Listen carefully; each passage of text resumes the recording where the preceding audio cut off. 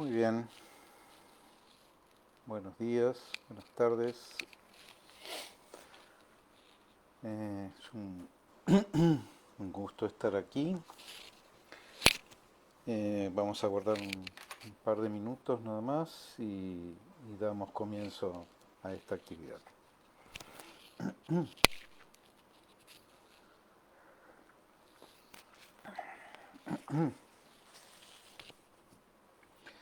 Espero que se escuche bien y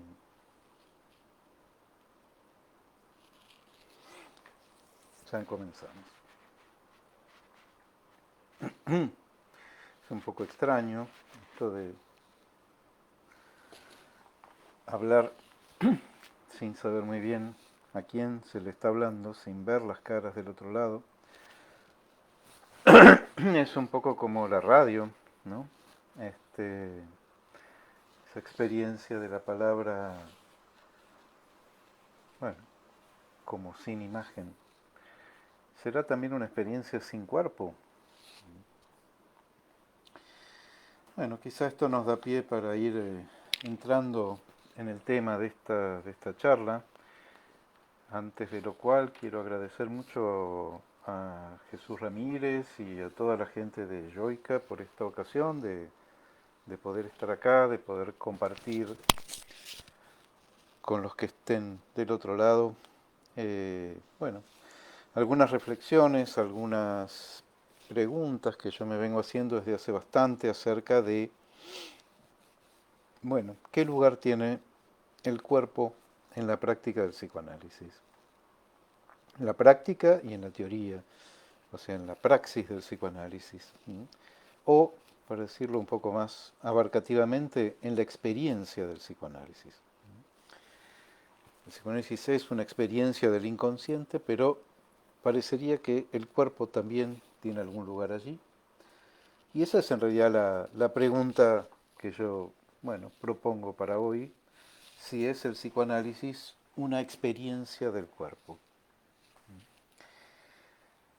Es una pregunta, además una pregunta un poco tramposa, porque no sé si se puede decir el psicoanálisis, ¿no? Como si existiera eso de una manera única, universal, generalizada. Sabemos que el psicoanálisis es, bueno, no es uno, sino es él, sino es un caso por caso. No solo el caso por caso de quienes consultan, de quienes se pueden volver pacientes o analizantes, sino el caso por caso de cada analista. ¿No? Cada analista en algún sentido también es, cada uno es un caso. Eso tiene una acepción etimológica también interesante, pero bueno, no nos vamos a poner, no nos vamos a detener demasiado en eso. Pero esa es la pregunta, ¿no? Si el psicoanálisis es una experiencia del cuerpo, entendiendo que el psicoanálisis no es una técnica corporal, o sea que no es lo que habitualmente se llama técnicas corporales, no es un lugar donde uno vaya con ropa o tenga que ir con ropa cómoda y se tira en el piso, o se relaja, o hace ejercicios de distintas índoles. No, no se trata de eso, claramente no se trata de eso, pero es una experiencia donde se habla, donde fundamentalmente quien se presta a eso implica que alguien va y habla de lo que le pasa, habla de lo que se le ocurre, y alguien escucha. O sea, alguien habla porque hay alguien que escucha, y que escucha de una manera no ingenua, aunque en algún punto es incauto, pero no ingenuo. Alguien que escucha que desde un lugar que no es el de un amigo o un pariente, tampoco es exactamente el lugar de un médico, o bueno, hay mucha gente que escucha en esta cultura, ¿no? Los abogados tienen que escuchar, bueno, muchas profesiones donde la gente va y habla y cuenta lo suyo, pero parecería que hablarle a un psicoanalista tiene algún punto distinto. Pero en esa experiencia donde alguien habla, ¿no? Bueno, ¿hay algo del cuerpo ahí? ¿O el cuerpo es simplemente eso que nos lleva y nos trae del lugar del consultorio? O bueno, ahora que son las sesiones suelen ser virtuales, bueno, ni siquiera nos lleva y nos trae, nos pone, nos sienta en una silla, aprieta el botón eh, bueno, del dispositivo que utilicemos y eso. O hay algo más. Para empezar, se me ocurrió a modo de epígrafe un par de textos poéticos. Porque me parece que la pregunta si el psicoanálisis es una experiencia del cuerpo puede tener cierto parentesco con preguntarse si el psicoanálisis es una experiencia poética. Para mí está muy claro que los psicoanalistas no somos poetas, aunque tengamos muchas cosas en común, y aunque Freud haya dicho que, bueno, el poeta no es un psicoanalista, pero el poeta nos indica un camino, nos lleva a la delantera. Y bueno, como Freud nos recomienda, y Lacan también, seguir a los poetas, por eso quise empezar con esto, además que son poetas que de una manera o de otra hablan también de eso que es del cuerpo.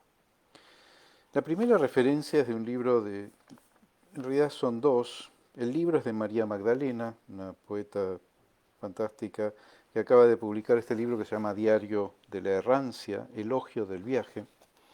Y en ese libro incluye un diálogo vía electrónica que tiene durante el viaje con otro poeta, Javier Galarza.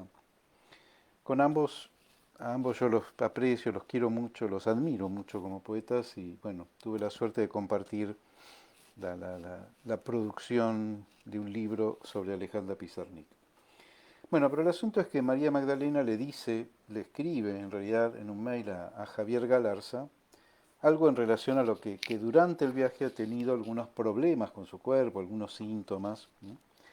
Y le dice en un momento, es mi cuerpo real el que está en juego. Lo que te quiero decir es que leerte me hizo sentir menos sola, porque los poetas siempre dicen mejor ese núcleo borroso y horroroso que no encuentra palabras. A lo cual Javier Galarza le contesta una serie de cosas y le dice, hasta la muerte cobra sentido desde la vida. En los sonetos a Orfeo Rilke dice, hay un invierno tan inmenso que si lo sobrepasas, tu corazón al fin resistirá. Tal vez ese invierno sea el espacio en el que uno se debatió entre la locura o la cordura, pero cuando se ve la locura de frente, nadie quiere estar allí. Porque al poner la atención en el cuerpo, le dice un poco más adelante, estamos pendientes, pendemos de él, dependemos. ¿Yo tengo un cuerpo o habito un cuerpo? Creo que la decisión de habitar esta morada no es sencilla, pero es indispensable, dice Javier Galarza. Y allí están las místicas sufriendo los estigmas y los místicos buscando la comunión con la noche. Pero mientras haya metáforas, hay posibilidades.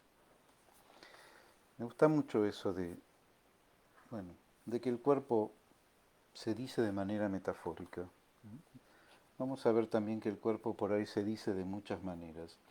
Me gustó además esta cita porque es de un diario de viaje y me parece que el psicoanálisis, la práctica del psicoanálisis, la experiencia del psicoanálisis tiene mucho que ver con lo que es un viaje, con esto de atravesar lugares, ¿no?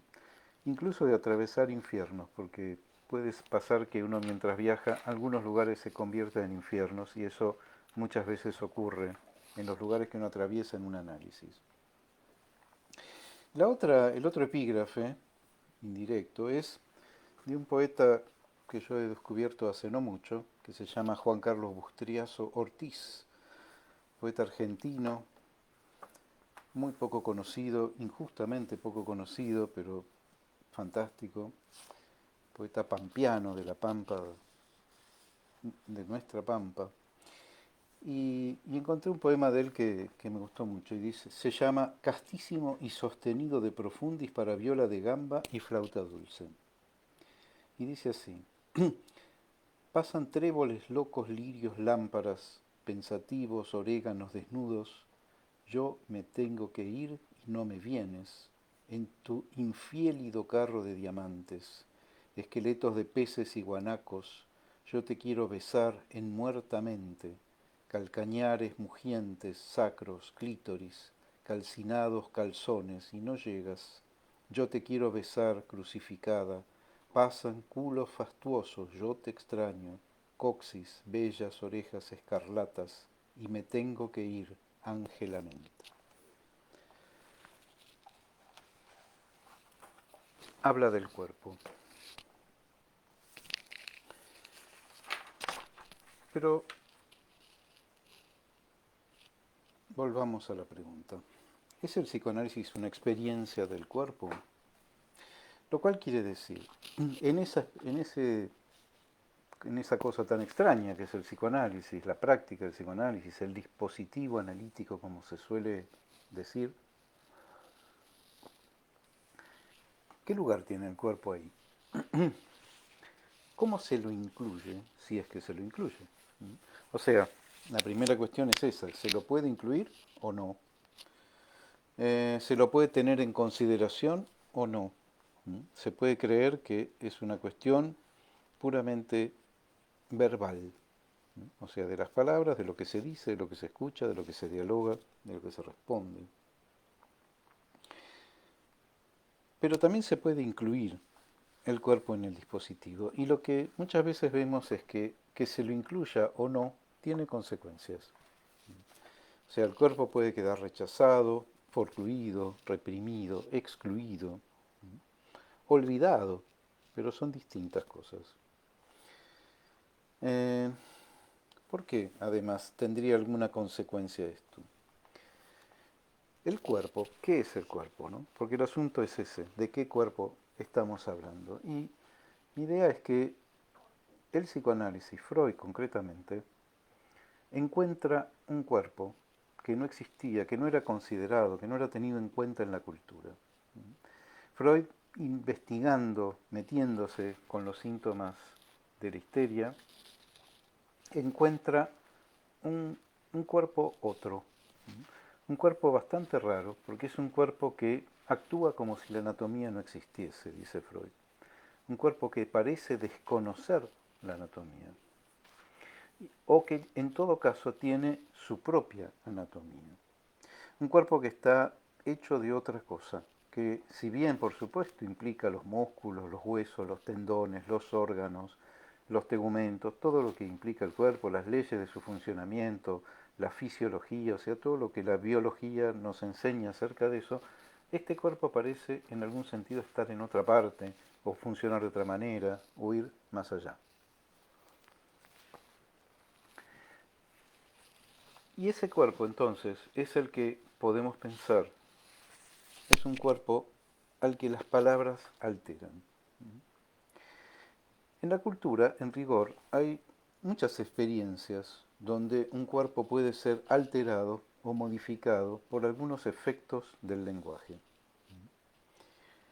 Eh, por ejemplo, las ciertas alucinaciones en la psicosis, o quizá no solo en la psicosis, pero ciertos efectos alucinatorios donde el cuerpo puede aparecer invadido, tomado, poseído, influido, donde se sienten cosas en el cuerpo y que esas cosas en rigor, ¿de dónde vienen? De otro que está ahí, de otro que quiere algo de nosotros, de otro que nos busca. Bueno, ese cuerpo de la alucinación, claramente psicótica, pero no solo en la psicosis, porque puede haber otros estados de enloquecimiento no necesariamente psicóticos donde aparecen este tipo de fenómenos, eso nos muestra que alguien, por ejemplo, insulta, injuria, se impone, amenaza, y el cuerpo siente, acusa, recibo.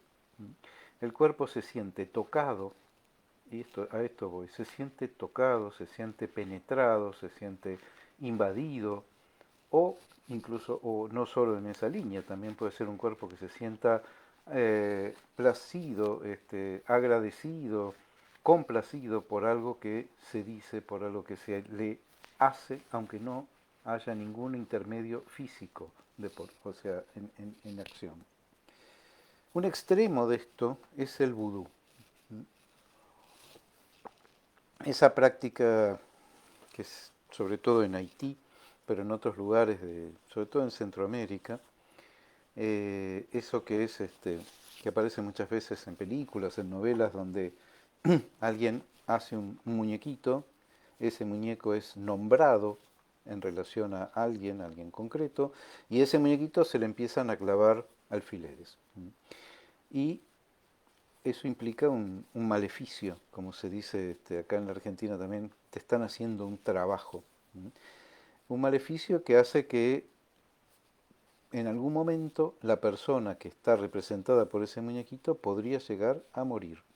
O sea, empieza a sufrir, pero puede llegar a morir, sin que nadie lo toque, sin que nadie le haga nada en sentido físico nuevamente.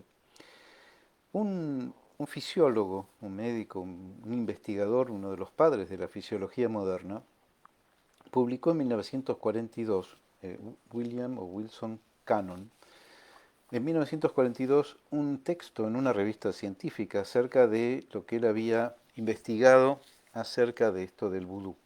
Se puso a investigar casos.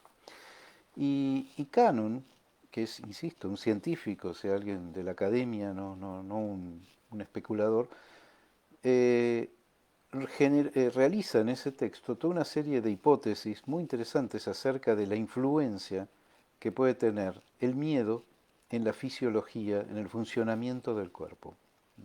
¿Por qué? Porque la condición para que el vudú funcione es que quien está representado por ese muñeco sepa que le están haciendo eso y además que sea alguien que crea en eso. O sea, que esté imbuido de esa cultura en la cual esa práctica se está realizando. Es muy interesante el artículo de Cannon, insisto, en 1942 él hace ahí toda una serie de conexiones entre por qué, o sea, se pregunta por qué eso es eficaz. Y lo piensa en relación a las influencias sobre el sistema simpático, sobre el sistema neurovegetativo. Bueno, eso derivó además después en toda otra serie de estudios que siguen en alguna medida hasta el día de hoy y que tienen que ver con, bueno, cómo los afectos pueden influir en el funcionamiento del cuerpo, incluso hasta llegar a producir alteraciones tan serias que ocasionen la muerte. Entonces vemos que el cuerpo puede ser tocado, influido, modificado, alterado, incluso de maneras muy importantes, a través de la palabra. Porque ahí nadie toca en el sentido físico, nadie mete nada en el cuerpo, nadie saca nada del cuerpo, simplemente es la palabra. En ese sentido, digo, el psicoanálisis también supone una experiencia del cuerpo, o hay una práctica del cuerpo en relación a la práctica analítica. El asunto es, bueno, ¿de qué cuerpo se trata? Nuevamente. Ese cuerpo que decía hace un rato que Freud descubre muy tempranamente, porque casi podríamos decir que descubre ese cuerpo antes de descubrir formalmente el inconsciente, en rigor son descubrimientos sincrónicos. O sea, Freud piensa un cuerpo que podría quedar tocado y investido parcialmente y por lo tanto alterado en su significación y en su funcionamiento, no solo en su significación, en su funcionamiento, a partir de que alguien viene y lo toca o alguien viene o que queda ligado una parte de ese cuerpo a algo afectivamente importante para el sujeto, descubre eso al mismo tiempo que descubre que, bueno, que ciertas representaciones, que ciertos pensamientos tienen como otra economía y otra lógica, que circulan en otra escena, que se plantean, que funcionan, que tienen actividad y que tienen su influencia desde otro lugar, al que luego llamará obviamente lo inconsciente. Ese cuerpo que Freud sigue pensando después, es lo que después llamará Freud un cuerpo erógeno. O sea, un cuerpo que tanto desconoce la anatomía que queda por fuera de lo instintivo. Y tanto es así que Freud va a ser el que va a plantear que ese cuerpo tiene que encontrar su objeto de satisfacción, tiene que hallarlo hallarlo a través de una pérdida, hallarlo a través de todo un camino que implica toda una serie de pasos. ¿Por qué? Porque ese cuerpo, el cuerpo humano, el cuerpo de la experiencia de lo humano, no dispone de un objeto predeterminado para la satisfacción pulsional. Que el objeto no está predeterminado, que el objeto no está de antemano, como puede estarlo en la experiencia animal. Que ese cuerpo entonces queda cortado del instinto y tiene que desarrollar modos de satisfacción que a partir de eso serán, por lo tanto, singulares, porque cada cual tendrá su propio viaje, su propia aventura en relación a cómo se irá gestionando o cómo se irá encontrando y perdiendo con esos objetos de la satisfacción. Ese cuerpo, además, dice Freud, está hecho de representaciones, o sea, está hecho ¿de qué? En definitiva, de lenguaje, de significantes y de significantes que engendran significados. Y es un cuerpo, en ese sentido, fragmentario. No es un cuerpo que de entrada aparezca como totalizado o totalizable. Sí, por supuesto, en algún momento o a partir de cierto momento, el cuerpo se presenta como uno. El cuerpo, en ese sentido, es, como dice la física, lo que ocupa un lugar en el espacio, lo cual quiere decir que ahí donde hay un cuerpo no puede haber otro. Pero para llegar a ese un cuerpo, Freud dice, hay que pasar todo un proceso, se requiere un nuevo acto psíquico al que Freud llama constitución del narcisismo. Sobre esto después Lacan va a desarrollar todo su modelo y su desarrollo, su teoría de lo que él llamó el estadio del espejo, o la lógica especular, o la dialéctica especular, y todo lo que supone el registro de lo imaginario, articulado y vinculado a lo simbólico y a lo real. O sea, que ese cuerpo uno es una imagen, es una representación, es algo que se constituye, que no está dado de entrada, que el sujeto debe encontrarse con eso, debe apropiarse de eso, debe a la vez diferenciarse de eso, y que tiene que ver con que haya otros. O sea, para que el cuerpo se constituya como tal, para que el cuerpo se constituya como ese uno hecho de retazos, tiene que haber otros. Y esto también es muy interesante, y esto es algo que el psicoanálisis también plantea. No hay un cuerpo aislado. Todo cuerpo supone otros cuerpos, todo cuerpo se hace con otro cuerpo, todo cuerpo se hace contra otro cuerpo. ¿El cuerpo de quién? Bueno, el cuerpo de la madre, desde ya, o de la que haga, o quien haga las veces de madre, ¿m? No solo la, puede ser él, quien haga las veces de madre ahí, en el sentido de que tome, alguien que tome a ese cuerpo, justamente, no solo como un cuerpo, no solo como un pedazo, digamos, o una máquina biológica que respira y tiene necesidades. La experiencia humana nos muestra que si es eso solo, ese cuerpo no sobrevive. A eso se lo llamó hospitalismo. O sea, que si un niño es atendido, cuidado, alimentado, abrigado, higienizado, etcétera, etcétera, etcétera, pero no es deseado, o sea, no entra en lo que serían las redes, la dialéctica del deseo de un otro, ese niño no sobrevive, ese cuerpo no sobrevive. Si el niño no es deseado, no es nombrado, nombrado en el sentido de yo te nombro, nombrado por otro. Si ese niño correspondientemente a eso no es, entonces en esos cuidados y en esas manipulaciones no es tomado por otro como, ¿qué? Como un objeto erótico, ¿no? Lo cual no deja de tener cierto componente de escándalo, ¿no? O cierta cosa casi políticamente incorrecta en el sentido de que todo niño, para sobrevivir, tiene que entrar en este mundo en términos de objeto erótico. Erótico, no digo sexual, porque no es exactamente eso. Hay algo ahí entre lo sexual, lo amoroso, lo tierno, lo deseable. Pero el cuerpo tiene que quedar tocado de esa manera. no alcanza con los cuidados. Por eso el cuerpo no es solamente una máquina o no es solamente algo que funciona bien o funciona mal, sino algo que siempre en realidad de alguna manera funciona mal, o sea, porque todo esto que tiene que ver con el, el funcionamiento biológico queda alterado, decíamos, por el lenguaje, y eso que funciona mal es justamente lo que nos permite no solo ser objetos de deseo, sino también a su vez ser deseantes nuevamente. Eh, si van surgiendo comentarios, preguntas y eso, me los hacen, los pueden ir incluyendo, entiendo, en el chat de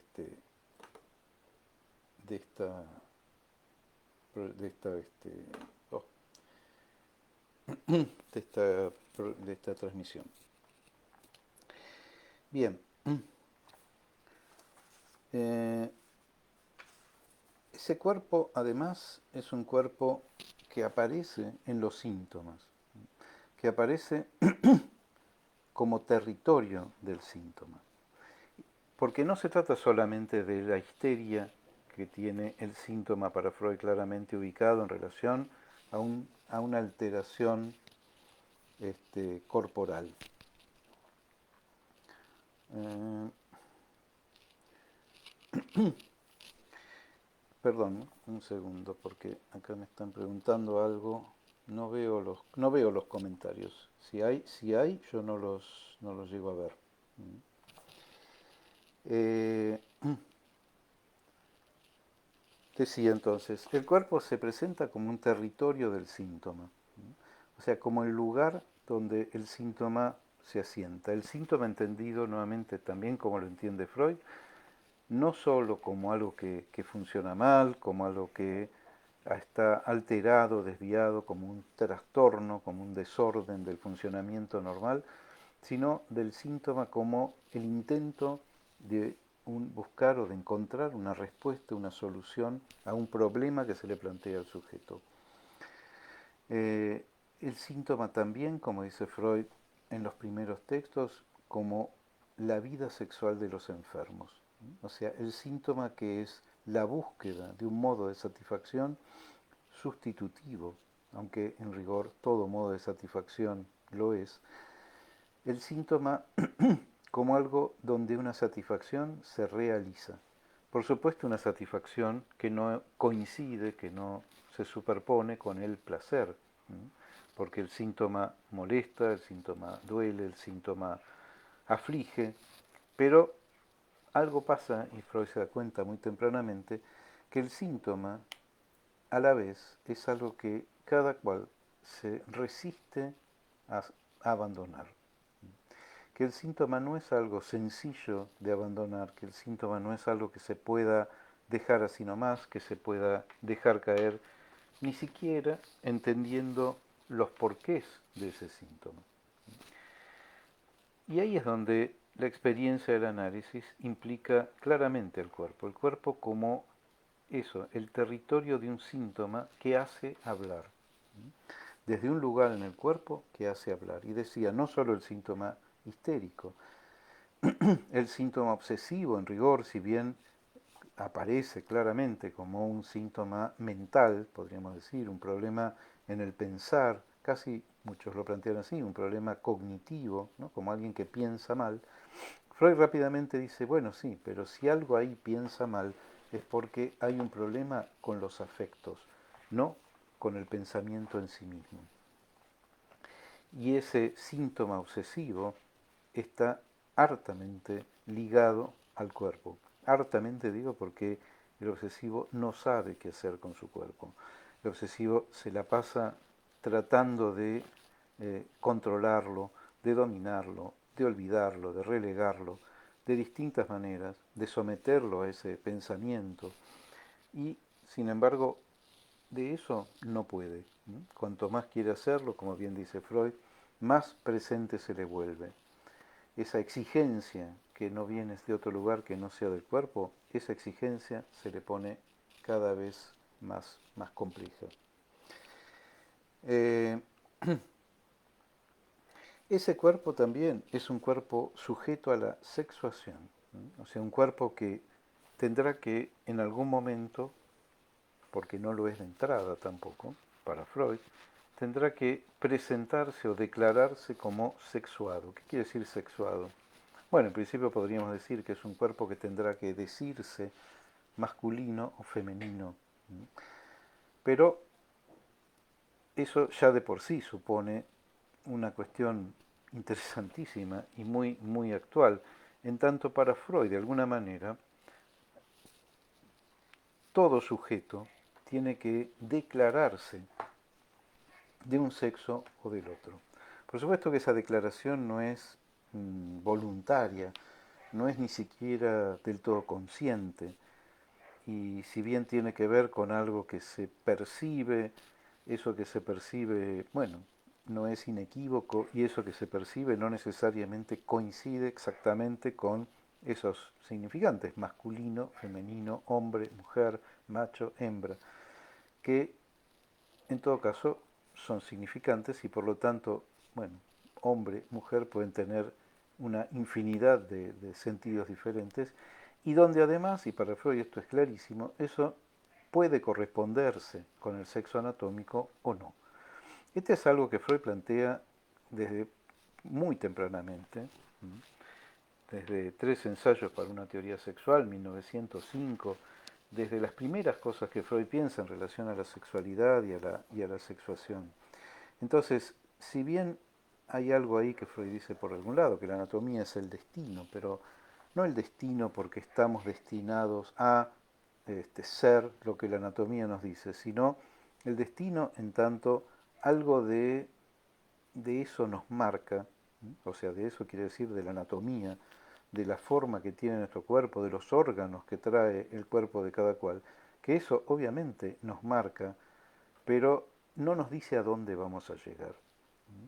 Es un destino, pero no es una historia, podríamos decir. Es un destino, pero en rigor lo que se hace, lo que cada sujeto hace, es con eso su propia historia en relación a qué, a la diferencia sexual. A que hay una diferencia sexual en el sentido de que no es lo mismo que haya un sexo o que haya otro. Que si hay un sexo es porque hay otro. Podemos llamarlo a eso hombre, mujer, femenino, masculino, pero podemos llamar a eso un sexo y otro, como lo hace Lacan en muchos lugares.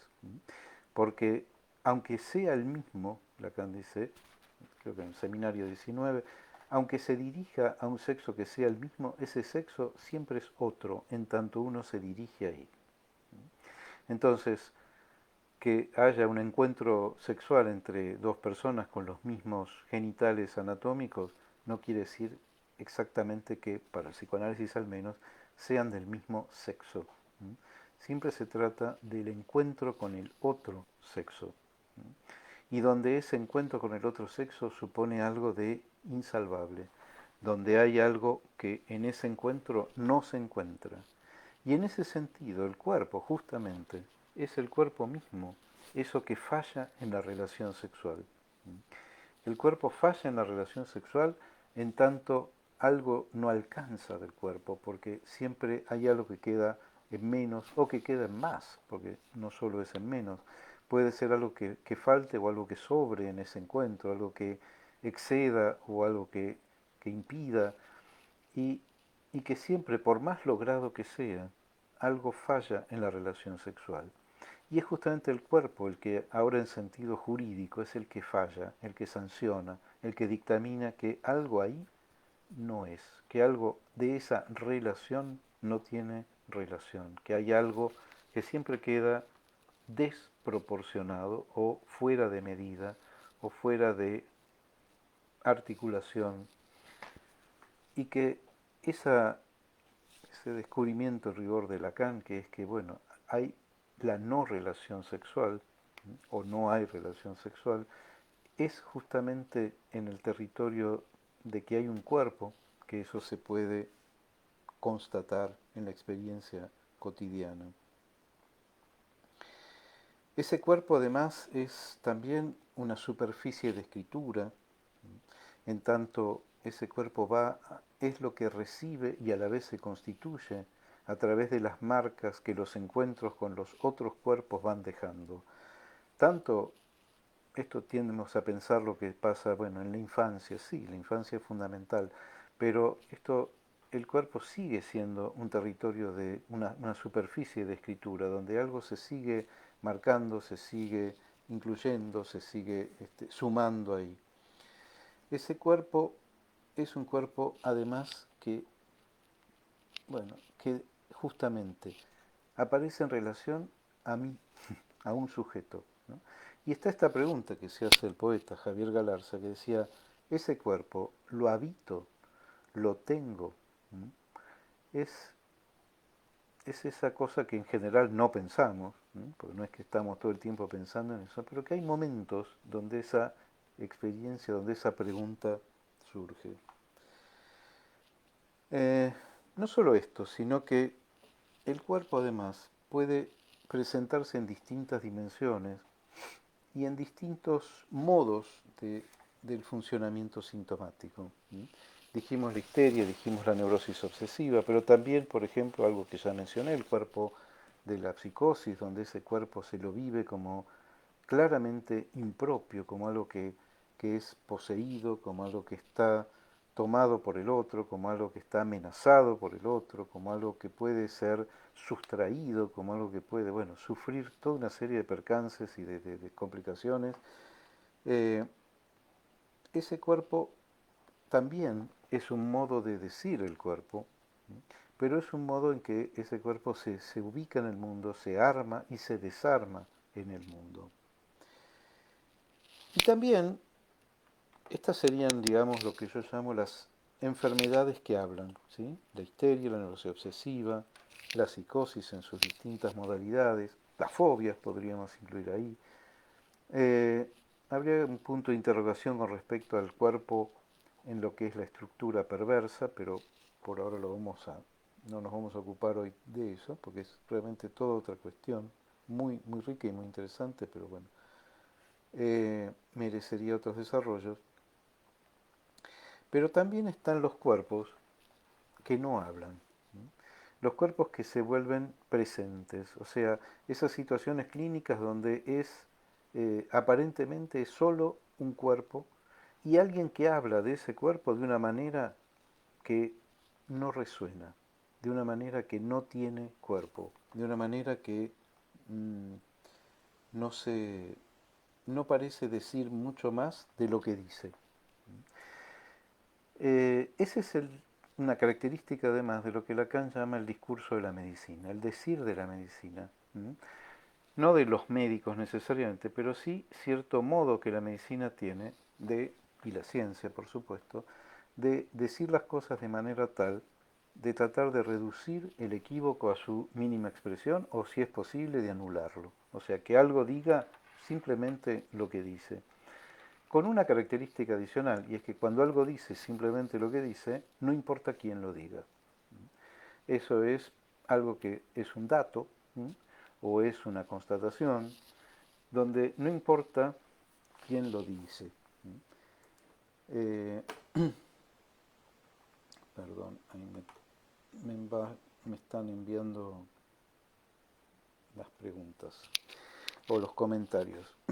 Porque la verdad que me gustaría que esto, a pesar de que no podemos dialogar a viva voz, bueno, aunque sea a través de esto que quienes estén allí escuchando puedan o quieran enviar, bueno, que podamos charlar un poco acerca de eso. Eh, Decía entonces que hay situaciones clínicas donde el cuerpo aparece en esa dimensión de la ciencia, de lo médico, ¿sí? Pero que no es exclusiva de los médicos ni tampoco de la ciencia médica. Es una característica, bueno, que tiene que ver con el avance de la tecnología especialmente y de ciertos modos de lo que Foucault llamó la biopolítica, eh, en la cual el cuerpo sí, ahí sí, es tomado justamente como una máquina, ¿sí?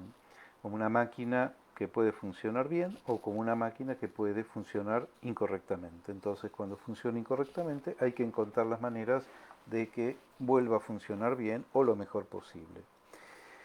El problema es que, como decíamos antes, esa máquina es imperfecta por esencia, por estructura, que no es algo que funciona mal solamente porque algo viene a hacerlo funcionar mal. Por supuesto que también, si uno se agarra, bueno, una bacteria, un virus, y no hablemos del momento actual, o hablemos, sí, pero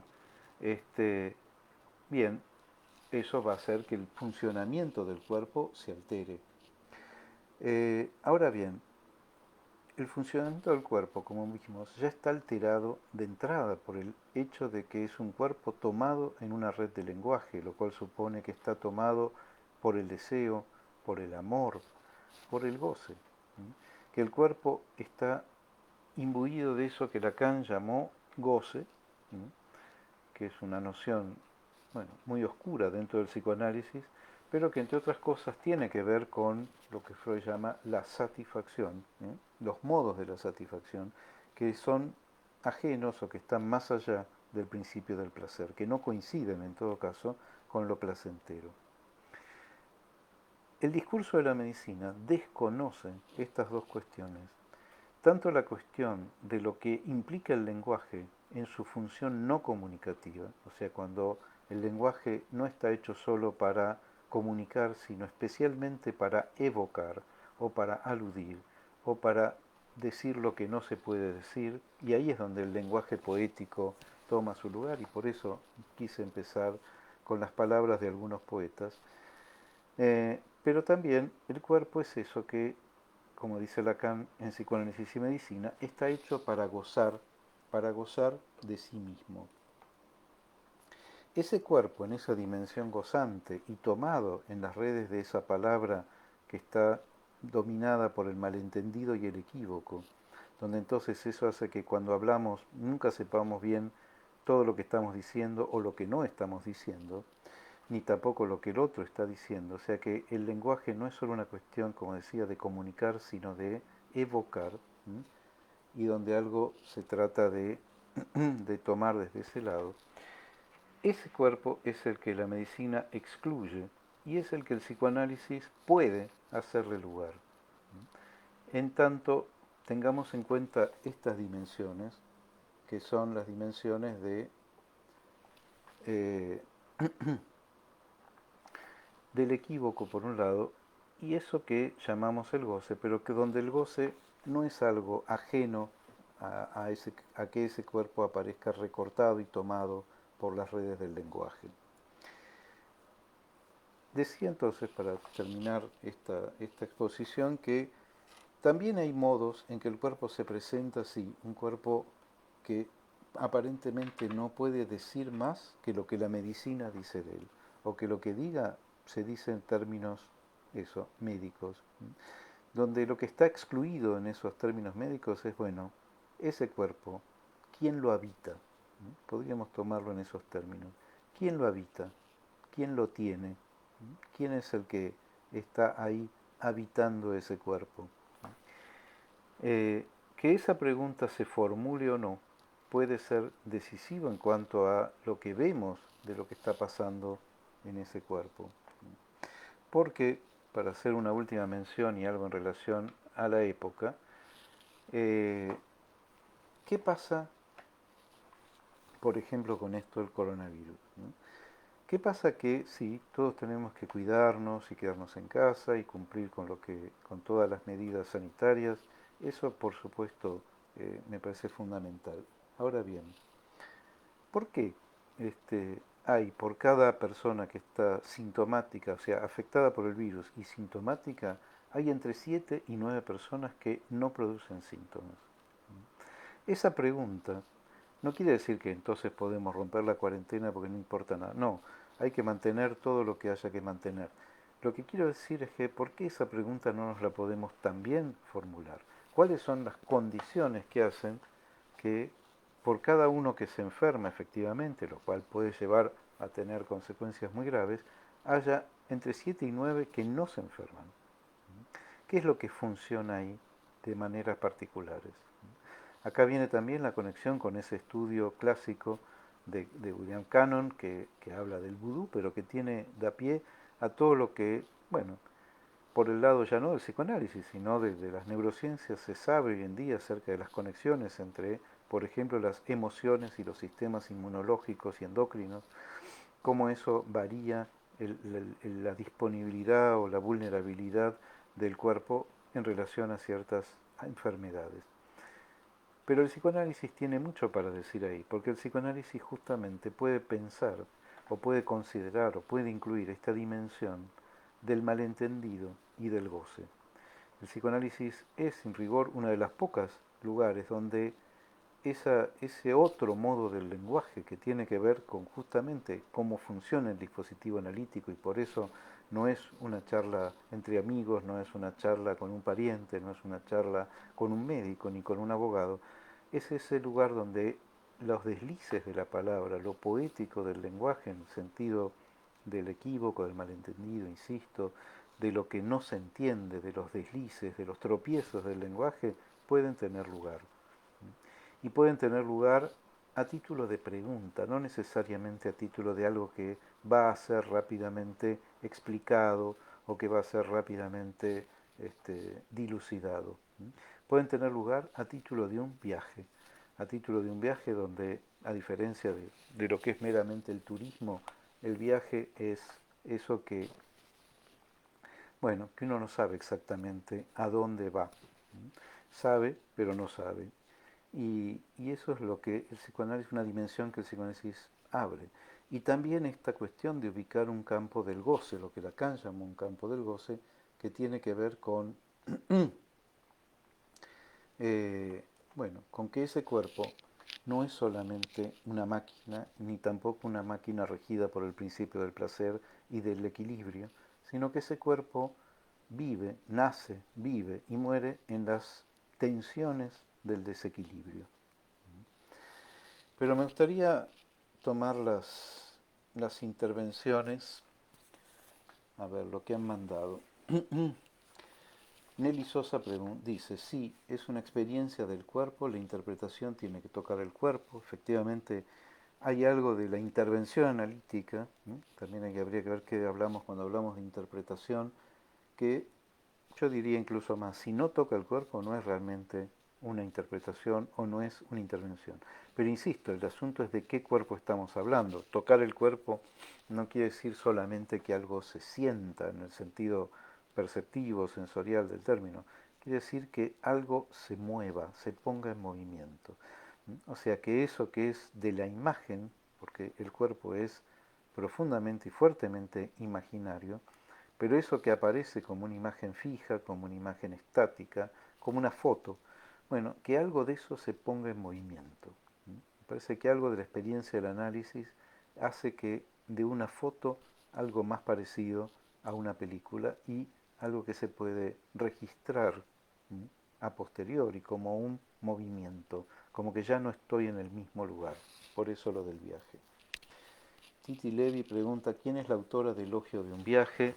La autora es María Magdalena. El libro se llama Diario de la Errancia, Elogio del Viaje, editado por la Docta Ignorancia hace pocos meses. Daniel David Echanis o Echanis pregunta o dice, claro que sí, está ahí el cuerpo del uno con el otro y cada uno desde su lugar. Ese cuerpo impregnado por la presencia del otro. Es el cuerpo donde se habla, expresa, grita, somatiza. Me encanta este tema. Bueno.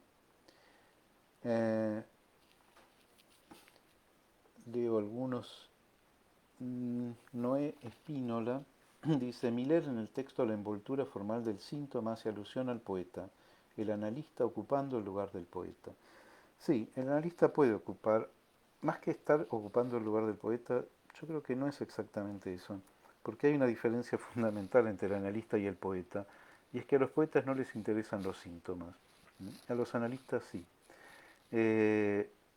O el poeta se ocupa de lo, sí, de lo oscuro, de lo borroso de la existencia, puede ser, pero no del síntoma, en tanto ese síntoma involucra a un sujeto y genera una pregunta. En ese sentido, el poeta no, bueno, obviamente es distinto al analista. Jairo Iván Rojas Eslava dice, quisiera indagar más sobre las maldiciones, los trabajos y lo que acabo de mencionar como el funcionamiento significativo en el marco de una cultura específica. Es un tema realmente muy interesante, porque además esto del vudú, yo lo mencionaba en relación al vudú, porque Canon, bueno, traje a colación este artículo de Canon, que, insisto, es de 1942, o sea que ya tiene unos cuantos años, casi 80 años, y abrió todo un camino en la fisiología y en la fisiopatología, y también creo que podría ser revelador para nosotros. Y además es un poquito anterior incluso, pero más o menos en la misma época, de unos textos de Claude Lévi-Strauss que se llaman, un texto en especial que se llama La eficacia simbólica, donde Claude Lévi-Strauss se ocupa, es un texto que está en el libro Antropología Estructural, se ocupa de investigar, de entrevistar e investigar a chamanes, o sea, curanderos, ¿sí? Curanderos de distintos lugares, de distintas culturas, y encuentra casos muy distintos, ¿no? O sea, curanderos que creen firmemente en lo que hacen, curanderos que no creen nada en lo que hacen, pero que se sorprenden porque lo que hacen tiene eficacia, ¿sí? O curanderos que no se preguntan qué es lo que hacen, simplemente van y lo hacen, ¿sí?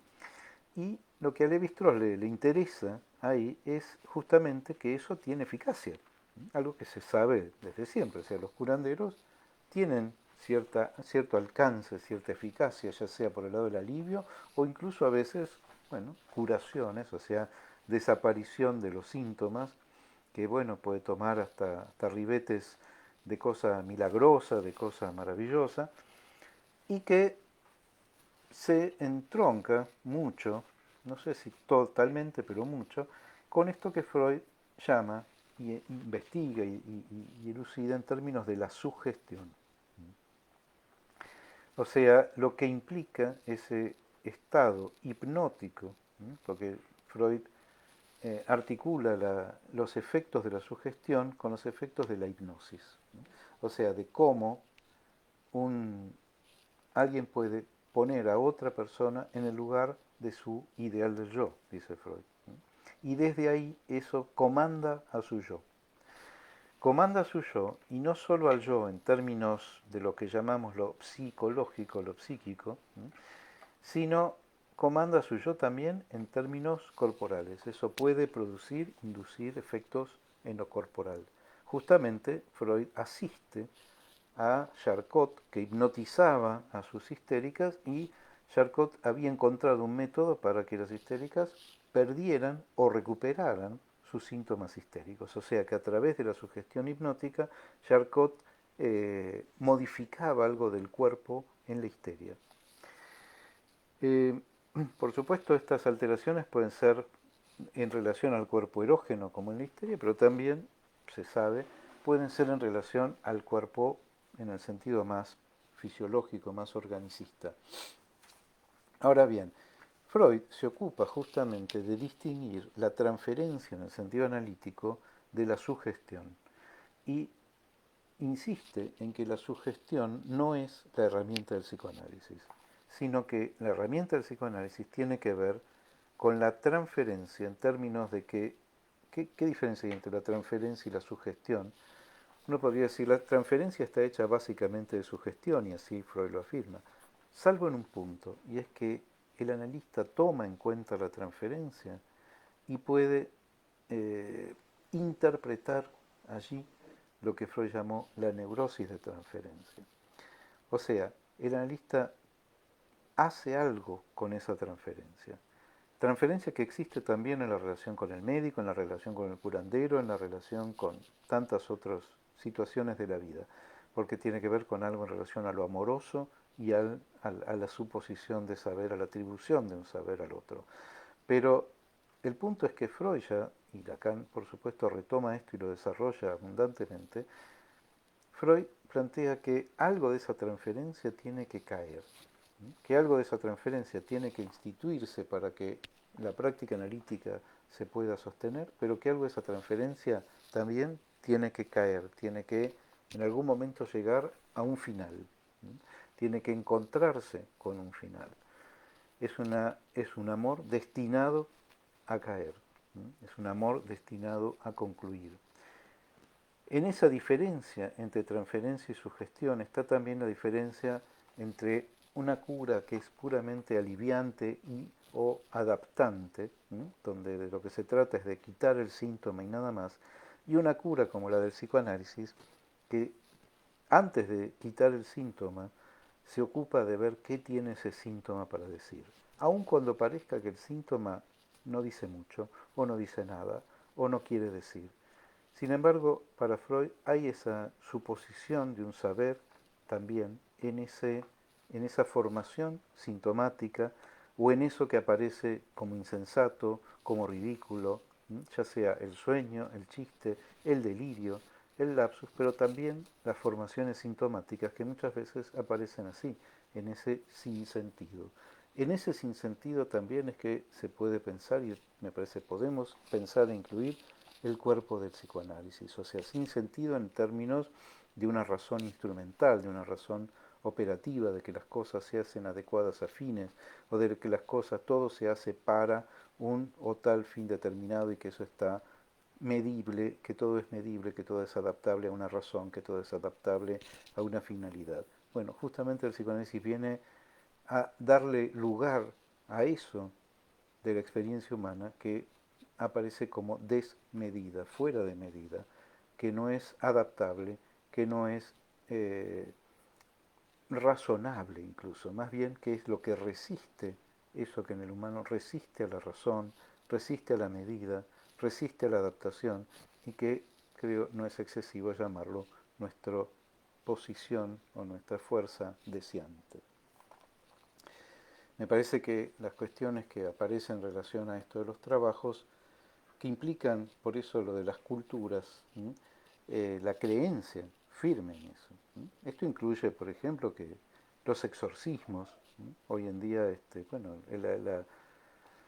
la proliferación de las iglesias evangélicas y todo lo que se hace ahí, toda la puesta en juego del cuerpo y bueno, de muchas cuestiones que hacen a la sugestión.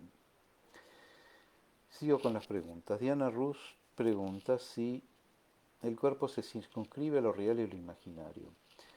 El cuerpo incluye las tres dimensiones. En Lacan claramente el cuerpo es el cuerpo de lo simbólico. Incluso Lacan dice el lenguaje es cuerpo. Cuerpo sutil, pero cuerpo al fin. También dice el otro con mayúscula es el cuerpo. Es el lugar de la marca, es el lugar del gesto de amor. O sea que el cuerpo implica un anudamiento, podríamos decir, de lo real, de lo simbólico y de lo imaginario, donde no hay una preeminencia, si lo pensamos ya en términos de la lógica borromea, en el último periodo de Lacan, no hay una lógica de que un registro determina o domina sobre los otros, sino que justamente ese modo de anudamiento quiere decir que, bueno, o están los tres o no está ninguno. Si se suelta uno, se sueltan también los otros dos, y eso es lo que la experiencia en la práctica nos muestra. Ricardo Castillo. ¿Podemos visualizar el cuerpo como un espacio de resistencia en un contexto que lo somete y que sobrevive a este espacio-tiempo solamente si lucha? Muy interesante eso, porque tiene que ver con lo que decía hace un rato, ¿no? De que hay algo en el cuerpo que justamente que resiste a eso que lo somete, que tiene que ver con distintas, bueno, lo que lo somete es el lenguaje, pero el lenguaje y el cuerpo nunca se terminan de encontrar. Esto es algo que también Freud descubre muy tempranamente, ya Carta 52 o los primeros textos de Freud, cuando Freud dice, hay algo de la sexualidad que nunca queda, nunca puede reducirse enteramente, nunca puede quedar enteramente ligada a las representaciones. Entonces siempre hay algo que queda ahí flotante, libre, y Freud le va dando distintos destinos a eso, uno de ellos es la angustia, pero que hay algo que entre el cuerpo y el lenguaje, bueno, nunca termina de encontrarse, y en ese desencuentro el sujeto es, bueno, el efecto de ese desencuentro y también lo que nos permite, sí, en esa lucha, se podría pensar como, pero no tanto la lucha por la vida, ¿no? En esos términos, aunque también lo sea, sino de que hay algo, por eso me gusta más pensarlo en términos de un viaje, de una búsqueda, de un recorrido. Me parece que el análisis, el psicoanálisis es un lugar donde algunas etapas de ese recorrido, de ese viaje, pueden tomar forma de otra manera. Eh, Patricio Rojas Jamet, o Jamet, ¿pudiese considerarse lo psicosomático como una escritura de lo real en el cuerpo orgánico? Es muy interesante esa pregunta, porque primero que ahí en el modo de enunciar la pregunta distingue lo real del cuerpo orgánico, lo cual me parece muy importante. O sea, lo real del cuerpo no es lo que se llama el organismo. ¿No? No tenemos por qué hacer coincidir lo real del cuerpo con el organismo, porque lo orgánico, lo que llamamos el organismo, en rigor ya es una construcción significante, una construcción del saber de la biología. Entonces, cuando hablamos de leyes fisiológicas o de anatomía incluso, es algo a lo que se le ha puesto nombre, a lo que se le considera una lógica que tiene un lenguaje. Lo real del cuerpo es también lo que se sustrae en relación a eso, lo que no encaja tampoco en la anatomía ni en la fisiología. Y que lo psicosomático pueda pensarse como una escritura. Bueno, Lacan, de hecho, en la conferencia en Ginebra dice que hay algo de lo psicosomático que aparece como un jeroglífico, como algo escrito en el cuerpo, tal cual.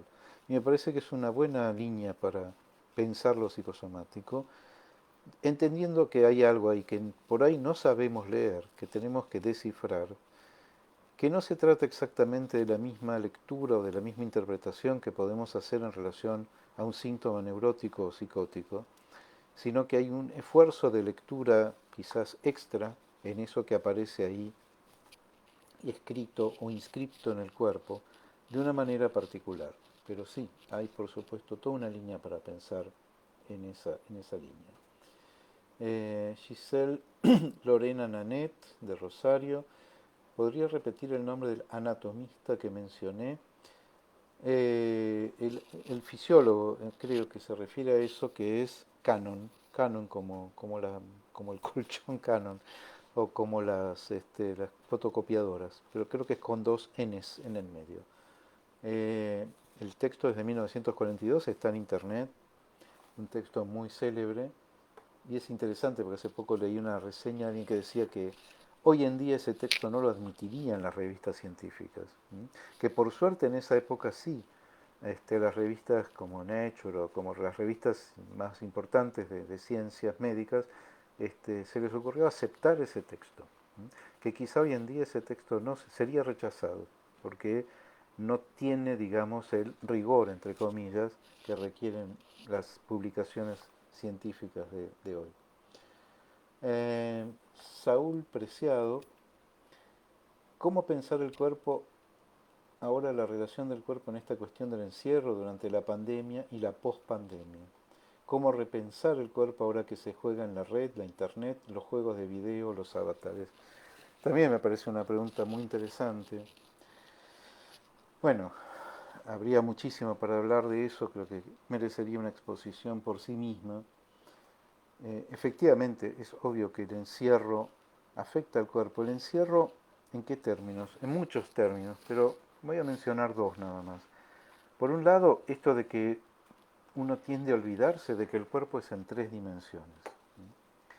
De que parecería que el cuerpo se puede reducir a la pantalla, a una pantalla del celular, de la computadora, de la tablet, o incluso a una dimensión, la voz en el teléfono. Pero que ese cuerpo tenga resonancias y que ese cuerpo resuene en el encuentro de los cuerpos, bueno, porque obviamente, como decía antes, la palabra puede actuar a distancia, sí, por supuesto, ¿no? Y por eso traje el ejemplo del vudú, puede actuar a una distancia incluso enorme, ¿no? O sea, no importa ahí el toque, no importa ahí el contacto, el encuentro de los cuerpos, pero que hay ciertas situaciones particulares y privilegiadas donde el encuentro de los cuerpos es absolutamente insustituible. Creo que esta situación de pandemia nos lleva a pensar en eso. Cómo hay cosas que se pueden suplir por la pantalla o por los medios electrónicos y cómo hay otras que no. Y no me refiero solo a las cuestiones obvias como puede ser el encuentro sexual, porque hasta eso hoy en día uno podría decir, bueno, pero más o menos, hay ciertas cosas, qué sé yo. pero sabemos que hay ciertas cuestiones donde el cuerpo es obstáculo para el otro. Y creo que esa dimensión donde el cuerpo del otro es un obstáculo, pero en el sentido más positivo del término, digo, es un obstáculo en tanto algo que nos permite apoyarnos para seguir. No el obstáculo como algo solamente como un impedimento. Es un obstáculo en tanto algo que nos permite tomar apoyo en eso, y en ese sentido el psicoanálisis también, como alguien lo definió, es una práctica del obstáculo. El psicoanálisis no es es una manera de hacer un camino, pero en realidad una manera de hacer con los obstáculos, de ver qué es lo que los obstáculos nos muestran, y en ese sentido el cuerpo es también algo de eso. Gustavo Urpianelo, igual siguiendo esa pregunta, bueno, la cuestión de los juegos de video, los efectos de eso, sobre todo en los chicos, en los adolescentes, creo que eso todavía no estamos en condiciones de saber realmente hasta dónde y cómo eso tendrá efecto y tiene efecto en lo que estamos viviendo. Y otra cosa que me parece interesante de esta cuestión de la pandemia y sus condiciones, de lo que ha determinado, es que no podemos asistir a espectáculos en vivo, de música o de teatro, o que son otras cosas, o deportivos, o de circo, pero especialmente me refiero a la música y al teatro. Por más que por ahí uno no vaya casi nunca, ¿no? Eso pasa muchas veces, hace tanto que no voy al teatro, que no voy a un recital, o que no voy a escuchar música, a un concierto, pero que la música y el teatro queden privados de esa cosa que es tan propia, que es bueno, la presencia del otro, ahí. Hay algo de la presencia de lo que la ausencia carece, decía alguien. Bien, me parece que eso, que no es lo mismo escuchar por Spotify o un CD, por mejor fidelidad que tenga, que estar ahí cuando el músico está tocando. Me parece que estemos impedidos de eso, para mí es muy triste, es- y bueno, eso no creo que no tenga consecuencias, aunque no puedo decir exactamente cuáles. Sigo. Gustavo Urpianela. La medicina es parte del discurso de la ciencia que vía la objetivación sean homogéneas las interpretaciones, anulación de quien interpreta y sus posibles variantes. Subrayo ahí el término anulación, porque hay cierta anulación de la subjetividad. De la subjetividad es un término muy complejo y muy amplio, pero de la aparición de la emergencia del sujeto. Y lo que la experiencia nos muestra, esto también habría que demostrarlo, pero es que si algo de la emergencia del sujeto como tal, o sea, el sujeto del inconsciente, el sujeto que aparece en esos traspiés del decir, si algo de eso se ve impedido o se ve anulado, eso tiene consecuencias enormes en el cuerpo, tanto en lo imaginario, en lo simbólico, como en lo real del cuerpo. Eso tiene consecuencias impensadas, pero sí muy, muy importantes. Adriana Díaz dice, la relación con el otro se fragmenta por el miedo a un virus. Lindo el término, se fragmenta. Está bueno eso, porque no es que se acaba, pero se fragmenta. ¿Sí? Estas cosas que pasan ahora y que no pasaban, ¿no? Por ejemplo, que alguien le haga un escándalo a una persona porque en el supermercado se le acercó a menos de un metro, ¿no? Eh, pero un escándalo que tiene que ver con, sí, con cierta fragmentación, ¿no? Como que algo de la imagen ahí del otro y la propia se fragmentan, se rompen, estallan en algún sentido, y eso también tiene consecuencias. Eh, Gustavo Urpianero también dice, el cuerpo de la medicina es lo que se puede definir como organismo diferente del cuerpo erógeno pulsional. Sí, exactamente. Hay una diferencia de registro, hay una diferencia de grado, hay una diferencia esencial entre ese cuerpo considerado como una máquina orgánica y organicista, mecanicista y determinada, y el cuerpo que llamamos eh, erógeno en psicoanálisis. Noé Espínola pregunta, ¿qué piensa del lugar de los cuerpos que no esté presente en las sesiones virtuales? Bueno, tiene que ver con lo que decía antes, ¿no? Yo creo que las sesiones virtuales funcionan, estamos viendo que funcionan y que a veces para mí incluso funciona mucho más de lo que yo esperaba, si bien hay gente que por ejemplo no quiere hacerlo, pero hay otra gente que hasta parecería que prefiere y le resulta más eficaz, más interesante tener sesiones virtuales que presenciales. O sea que tampoco creo que esto se pueda universalizar absolutamente. Creo que es algo no solo a pensar caso por caso, sino a justamente ver qué es esa presencia del cuerpo, esa presencia del cuerpo del analista, en qué momentos, en qué situaciones eso puede volverse como algo indispensable. Para mí sigue siendo una pregunta por ahora. Eh, Rick Descartes pregunta, comenta, ¿el cuerpo sería un objeto por apropiar y expropiar? Bueno, esa es una dimensión, obviamente, el cuerpo. Ahí podríamos agregar todo cuerpo es político, ¿sí? Todo cuerpo hace a cierta cosa de apropiación y de expropiación o de apoderamiento, y bueno, una dimensión de la economía desde Marx en adelante especialmente tiene que ver con eso, con cómo la fuerza de trabajo es una mercancía. Se paga por eso, se la expropia, se la apropia.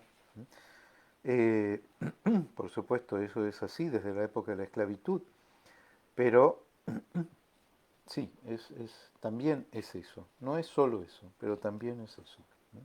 Por supuesto, también eso en lo que implica los vínculos entre los sexos, no solo entre hombres y mujeres, entre los sexos. Pero bueno, por supuesto, pensando en el lugar de la mujer en la cultura o en las culturas, desde ya que eso es toda una cuestión, un capítulo fundamental. Patrick Ancheita pregunta, ¿cuál es la relación del cuerpo y el significante? ¿Es adecuado decir lo real del cuerpo si la propuesta lacaniana es más bien antibiologicista? A ver, la relación entre el cuerpo y el significante es esta relación que estoy tratando de plantear, una relación de cruce y de encuentro y desencuentro. El significante marca el cuerpo y lo constituye, porque en rigor no hay cuerpo antes del significante, cuerpo tal como lo consideramos. Puede haber eso, un organismo viviente, un ser viviente, como puede ser un animal. De hecho, eh, bebés humanos que han sido abandonados en lugares salvajes y que han sido por ahí criados, tomados como crías por otros animales y sobrevivieron, eh, este, esos, esos cuerpos que sobrevivieron no son, aunque tengan forma humana, no son humanos. Algunos han sido rescatados y no son, estrictamente hablando, humanos, son animalitos. Entonces el significante hace al cuerpo, ¿sí? En tanto el significante eh, nos extrae de la cosa.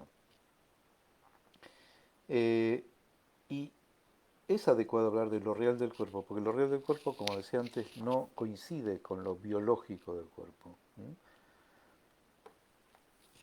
Alguien, Angelic del Real, dice, la pregunta es ¿quién habita el cuerpo? Caso por caso. Sí, me parece que ese es un modo de formular la pregunta que me parece interesante.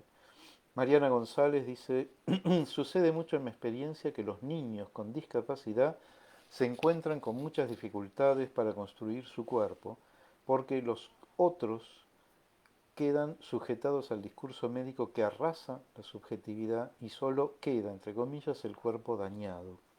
Es un trabajo arduo, inaugural en muchísimas situaciones. Sí, yo creo que sí. Yo no tengo mucha experiencia directa con ese tipo de situaciones clínicas, pero bueno, escucho, conozco colegas que trabajan de esa manera, he tenido algunas experiencias y coincido, creo que sí, que hay algo muy fuerte ahí, porque el discurso médico, que ayuda mucho, por supuesto, porque no se trata de oponernos ni de descartar la cuestión médica, pero hay un efecto del discurso médico que puede ser muy arrasante y que bueno, ahí estamos los psicoanalistas para ver si podemos hacer algo con eso o ayudar a hacer algo con eso.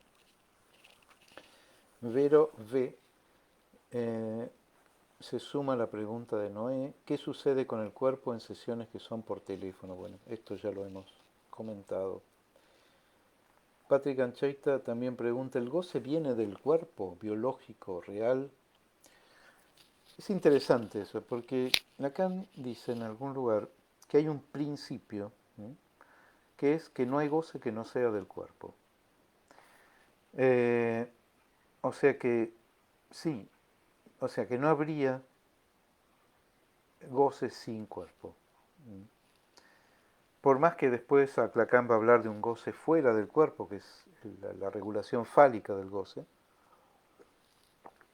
pero que el goce, no hay goce que no sea del cuerpo, aunque ese goce tenga que estar excluido para que el cuerpo pueda constituirse. Hay una tensión dialéctica en eso. Eh, pero que el goce, no hay goce que no sea el cuerpo, dice Lacan, eso les prohíbe los goces eternos. O sea, no hay goces espirituales, no hay una espiritualización del goce. Y esto me parece que es una cuestión muy importante, porque también Lacan dice, el otro con mayúscula, ustedes creen que cuando yo hablo del otro, hablo del espíritu. No, el otro con mayúscula es el cuerpo. Lo dice eso en la lógica del fantasma, en el seminario 14. Giselle Lorena Nanet. Cuando no se puede decir más de lo que, de lo que dice la medicina, ¿podemos pensar las presentaciones psicosomáticas? Y la pregunta de quién es el sujeto que lo habita sería la orientación para posibles intervenciones. Sí, coincido. Creo que sí, que hay algo ahí que abre a otras intervenciones y quien escucha puede preguntarse eso, ¿quién está ahí? ¿Mm? O incluso suponer, aunque no aparezca, que hay alguien ahí. Dirigirse a eso que no aparece. Esa es a veces la apuesta loca, entre comillas, del analista, de la posición del analista, de la función del analista. Saray Nancy Sánchez dice, hoy que la humanidad está en cautiverio, perdón, y se pide aislar los cuerpos y el cuerpo del otro más que nunca, el cuerpo del otro más que nunca puede ser mirado como vehículo a la dimensión de lo mortífero, pero al mismo tiempo en esta época en que se requiere de un acompañamiento, acuerpamiento de los otros para enfrentar de modo más amable este trance. Lindo ese término, acuerpamiento de otros. ¿Qué síntomas ha hallado en sus pacientes y qué alternativas hay para tramitar los miedos y ansias sin que haya tan graves estragos en el psiquismo principalmente de los niños, niñas y adolescentes? A ver, ahí hay varias cosas. Yo no, realmente, para serle franco, no veo que haya estragos tan graves por la situación de aislamiento hasta ahora al menos. Por supuesto que hay ansiedad, por supuesto que hay angustia, por supuesto que hay esto de la incertidumbre, que creo que es lo que más nos afecta, más todavía que el encierro, nos afecta el virus de la incertidumbre, como dijo un amigo hace un tiempo, hace poco.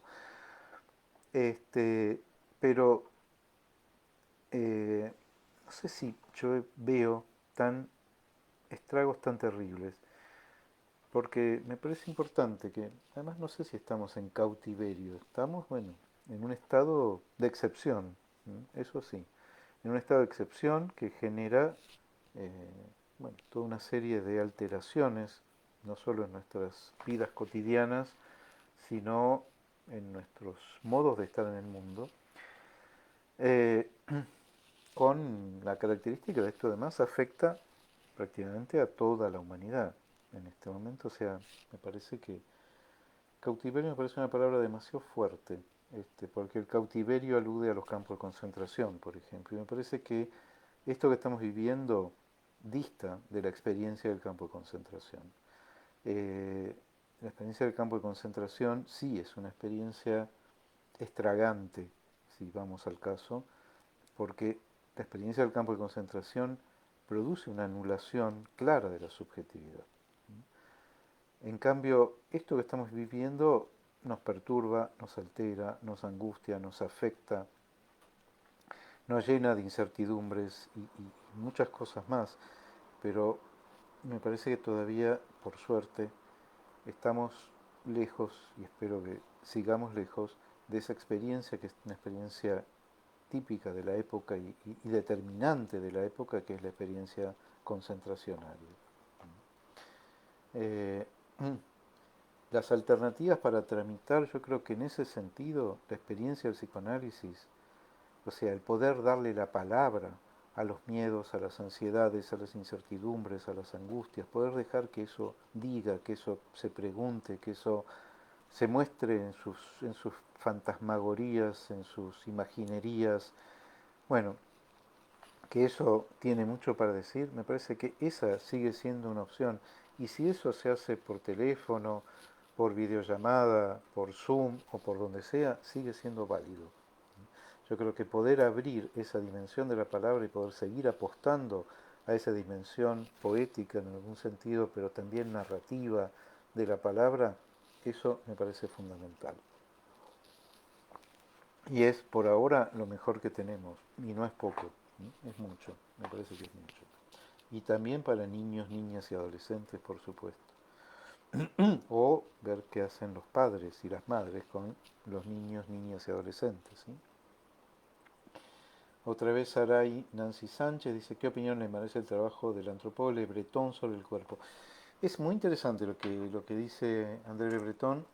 Tiene varios textos.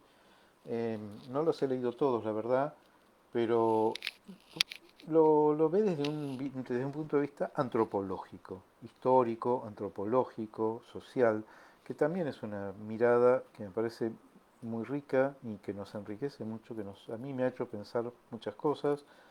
No es un psicoanalista, pero bueno, justamente por eso es muy interesante. Algo más sobre, pregunta Humberto Lueber Gutiérrez, más sobre el miedo y la disposición a enfermar, sobre Canon. Eh, ya no tenemos mucho tiempo para explayarnos mucho sobre eso. Le recomiendo que lea el artículo de Canon, que lo va a encontrar en internet. Y eh, bueno, yo tengo algunas cosas escritas sobre el tema, pero, y hay mucha literatura en realidad del psicoanálisis, en relación a ver, a lo que hacen los afectos sobre el cuerpo. ¿Mm? Cómo se tramitan los afectos sobre el cuerpo. Y para mí la piedra fundamental de cómo pensar estas cosas está en el texto de Freud sobre las neurosis de angustia. Para mí ese sigue siendo 120 y pico de años después, o 115 años después, un texto clave para poder pensar qué pasa con estos modos de tramitación o no tramitación de los afectos en relación a lo que afecta al cuerpo. Me propongo ese texto. Andrea Liliana Heredia, Lacan, campo del goce. Sí, Lacan dice, el campo lacaniano es el campo del goce. Bueno, por algo lo dice. Tensiones del desequilibrio. ¿Qué tipo de tensión se consideran para desequilibrarlo? Eso la verdad que no comprendo la pregunta. Podría repetir el nombre del investigador sobre el vudú, como ya dije, Canon. Edgardo Joel Cavior, qué bueno Edgardo que estés acá, gracias Leonardo. Eh, bueno, gracias a vos por estar acá. Oscar Colín Valdés, ¿qué pasa con el cuerpo del analista si es que puede pensarse como alguien que aparezca como cuerpo? Es interesante eso también requeriría otro despliegue, pero para mí no cabe duda de que el analista también tiene cuerpo, que el analista no está como sujeto, pero eso no quita que no tenga un cuerpo y que ese cuerpo, yo lo diría así para resumir, en ciertas situaciones hace obstáculo al sentido, o hace objeción al sentido. ¿Mm? Me parece que y eso en el sentido en que erosiona o impide que algo se pierda por la vía del sentido y o se o se detenga en la vía del sentido y, bueno, que algo pueda tomar como otro camino, ¿sí? Hacia el viaje del análisis, que haya que el analista tenga cuerpo. ¿Sí? Pero bueno, eso implica ciertas situaciones en particular y hay todo un capítulo enorme ahí. Moisés Landa, el yo se puede decir que es el cuerpo en su totalidad.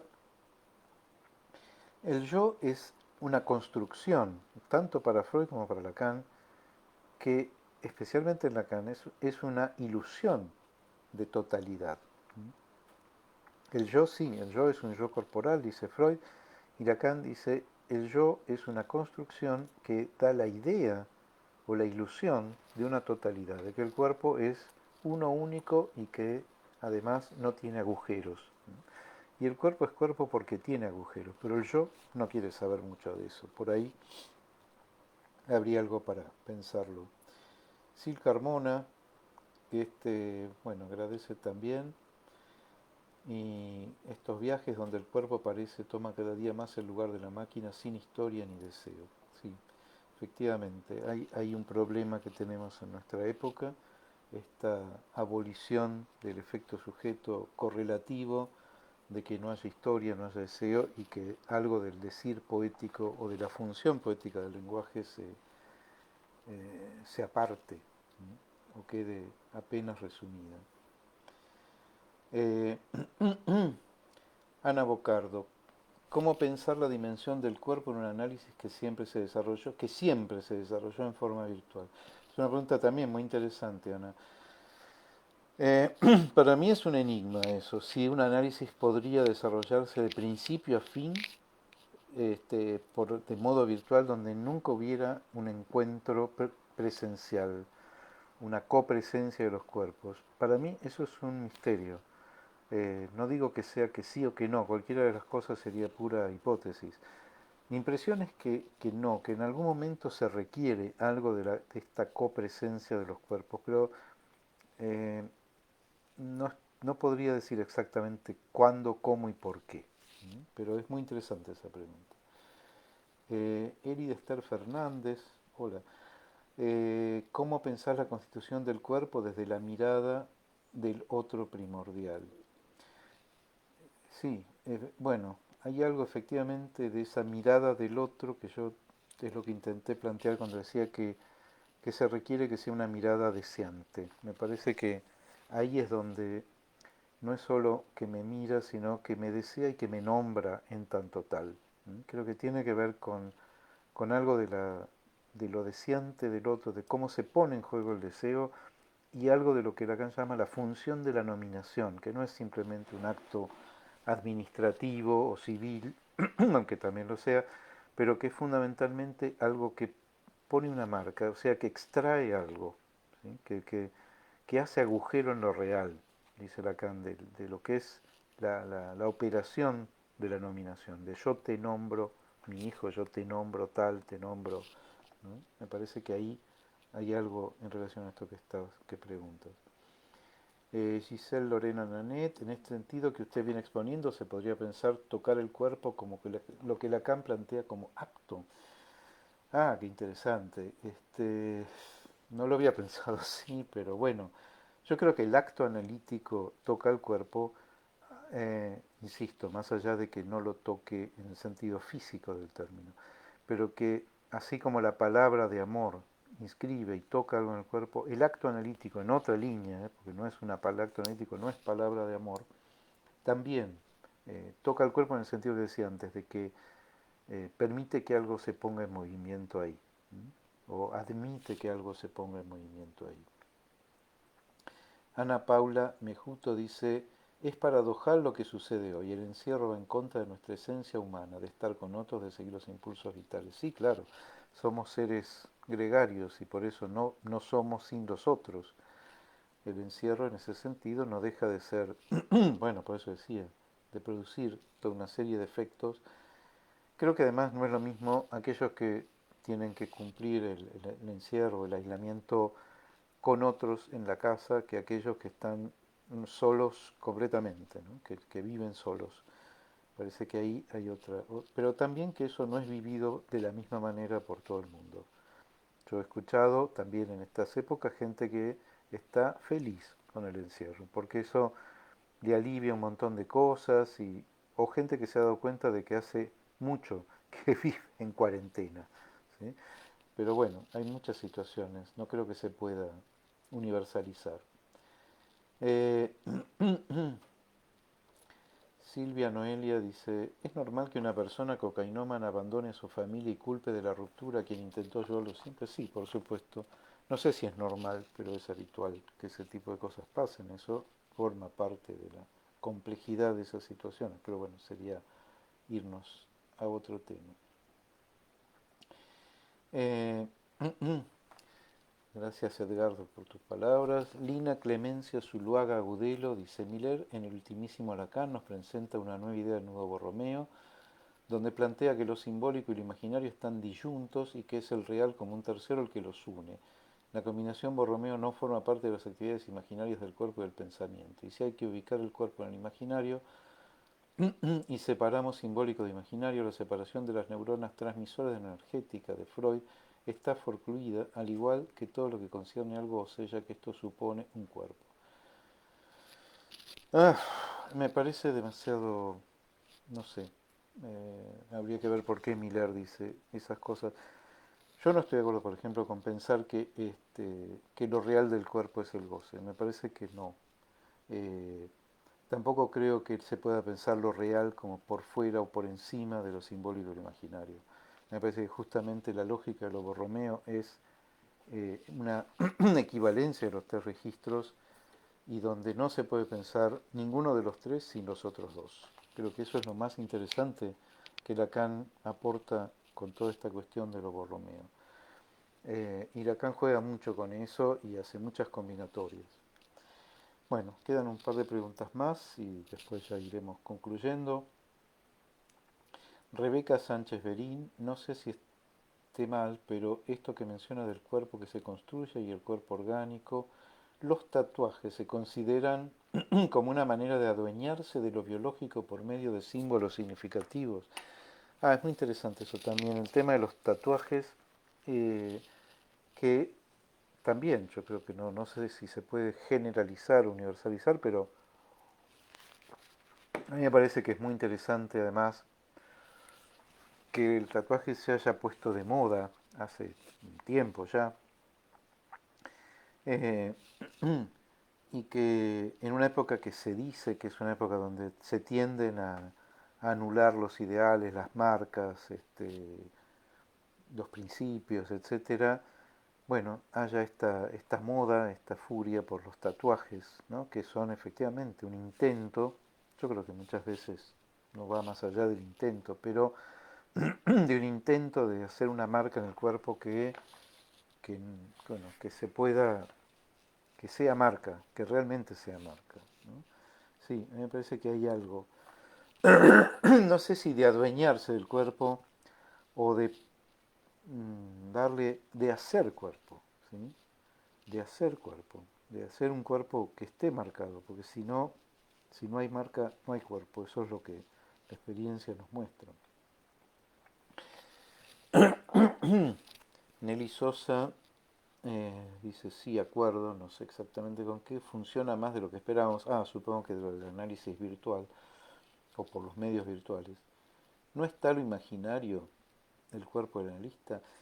Yo creo que lo imaginario está. Lo que no está es algo de lo que Lacan llama por ahí la presencia del analista, que tampoco es exactamente la presencia en términos de la materialidad del cuerpo, ¿no? Porque la presencia, que también Lacan toma de una cuestión de la religión, que es la presencia de Cristo, por ejemplo, cómo Cristo se hace presente en bueno, los sacramentos, por ejemplo, no sé exactamente cómo es, pero hay algo que Lacan toma de ahí, de la religión, y habla de la presencia del analista. No olvidemos además que los medios virtuales le dan lugar a dos cuestiones que son caídas del cuerpo y fundamentales, que son la mirada y la voz. O sea, eso no está excluido de este tipo de práctica. Y no es poco, ¿sí? Que la mirada y la voz, o aunque sea la voz, esté presente. Yo creo que lo que no podría ser es un análisis por carta o por mail. O sea que yo creo que lo que no podría estar excluido de ninguna manera es la dimensión de la oralidad, no de la verbal, pero sí de la oralidad, que el psicoanálisis es una práctica en voz alta, y eso incluye toda una dimensión y todo un aspecto del cuerpo, tanto del cuerpo del analista como del cuerpo del analizante. Porque fíjense, la mirada podría decaer, el diván está en eso, pero lo que me parece que no se puede excluir es esta dimensión de la oralidad. Además de que es en voz alta, porque bueno, no es lo mismo interpretar o leer un escrito que escuchar algo que se dice a viva voz, ¿no? Obviamente la operación, hay operación de lectura, pero es distinta. Pero hay algo de la resonancia de la voz que me parece que es inextirpable del dispositivo analítico. O sea que no es tan solo lo imaginario, ¿sí? Aunque también. Virginia Medina dice, la exigencia de utilizar los dispositivos virtuales puede ser que nos haya puesto más en alerta con respecto a la sugestión en algunos análisis. Eso es muy interesante también, sí, porque efectivamente creo que esto también nos obliga a extremar nuestros modos de reflexionar acerca de lo que estamos haciendo. De poder realmente, por eso yo he escuchado en varios colegas, y a mí también me pasa, que esto de atender virtualmente nos cansa más. Y yo creo que cansa más porque en algún sentido nos obliga a poner como otro tipo de atención. No sé si más atención, pero es como que tenemos bueno, que extremar de alguna manera nuestra atención y también la reflexión posterior o en el momento acerca de qué estamos haciendo, ¿no? A dónde vamos, qué apuntamos o qué ha pasado con lo que estamos haciendo. Creo que sí, que nos pone más en alerta, me gusta esa manera de decirlo. Eh, y Florentina Gamarri, es la última intervención, como para pensar algo del cuerpo y la letra como escritura. Bueno, ahí hay todo un campo enorme, por eso empecé por la poesía también, porque me parece que hay algo en el cuerpo que es escrito, y no solo en lo psicosomático, pero que el cuerpo es una superficie de escritura y que esa escritura, si bien por un lado lo podemos articular con esa noción que se suele usar de letra de goce, que me parece que es demasiado, una expresión demasiado compacta, demasiado condensada, que habría que ver un poco más qué estamos diciendo cuando decimos letra de goce, pero también la letra en el sentido de algo a la letra, ¿no? O de la letra de una canción. O sea, eso que no pasa que no tiene que ver con el sentido de algo, sino con que algo se diga o se escriba. Con esos efectos que nos produce el lenguaje en tanto toca el cuerpo, no necesariamente por el sentido. O sea, que está esta dimensión del cuerpo que no es reductible a lo imaginario. El cuerpo es fuertemente imaginario y es a través del imaginario que tocamos al cuerpo, pero no es solo eso. El cuerpo no es solo lo imaginario y justamente hay toda otra dimensión del cuerpo u otras dimensiones del cuerpo que tienen que ver con lo gozante, que tienen que ver también con esto de lo que el cuerpo hace decir, o de lo que el cuerpo hace escribir, o de lo que el cuerpo permite leer, incluso eso. Bueno, con esto ya hemos tomado un tiempo más que abundante. Bueno, les agradezco muchísimo la presencia, la participación, las preguntas realmente muy ricas, muy interesantes. Y bueno, espero que podamos seguir pensando, y gracias a Joyka nuevamente por brindar este espacio tan generoso y que podamos bueno, seguir pensando y compartiendo espacios por este medio o, bueno, si puede ser presencial, también será muy bienvenido. Bueno, les mando un saludo, todos que estemos bien, nos cuidamos bueno, y estamos entre todos. Un saludo grande para todos. Hasta luego.